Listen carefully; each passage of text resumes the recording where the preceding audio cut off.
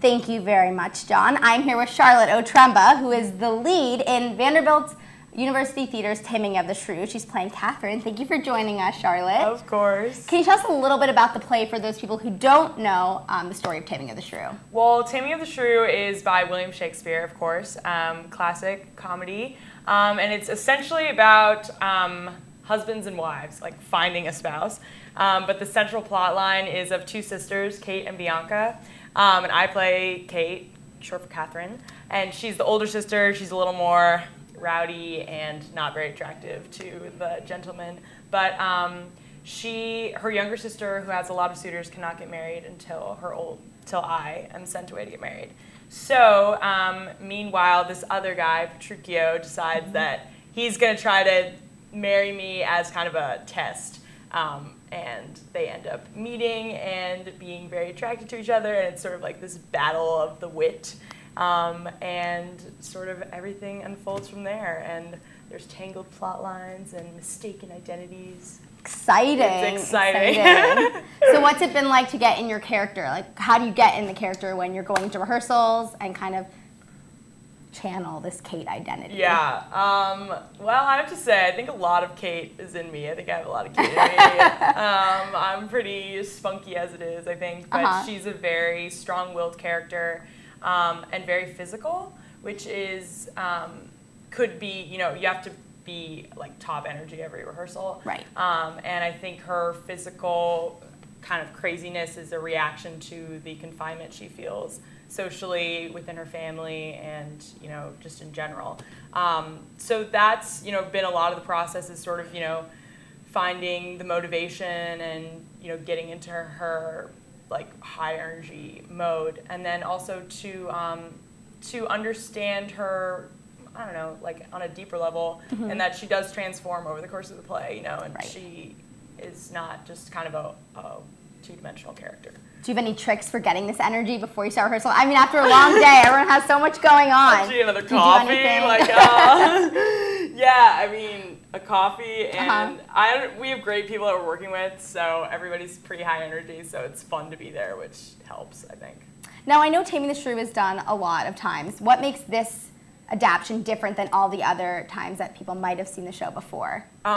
More like a farce, I feel. Okay. A lot of physical comedy, a lot of playing up the sexual humor that Shakespeare has already written in there. So I would say it's definitely a very physical, slapstick kind of comedy show. Okay. So that makes it fun.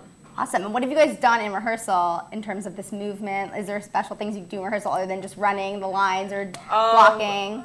I gotta say, a lot of it came pretty freeform. Like the first rehearsals, she's like, go crazy, you have to have justification for all these lines where they're like, oh, Kate is like a crazy devil, and so then of course I'm just like, blah, and then that's pretty much everybody's, and Joel, who plays Petruchio, he's been really great at, like we just sort of get up there and like lift each other up and this and that. That's awesome. She's kept a lot of it, so that's kind of in the process. Kind of do what you want and then she decides. Then she'll reel it in or kind of make it more finesse. Because a lot of it, what we've learned is that even though it's a very physical movement comedy show, like it can look sloppy really easily. So there's a fine line between it being like cool movement and then just like messy, and the audience is like, oh.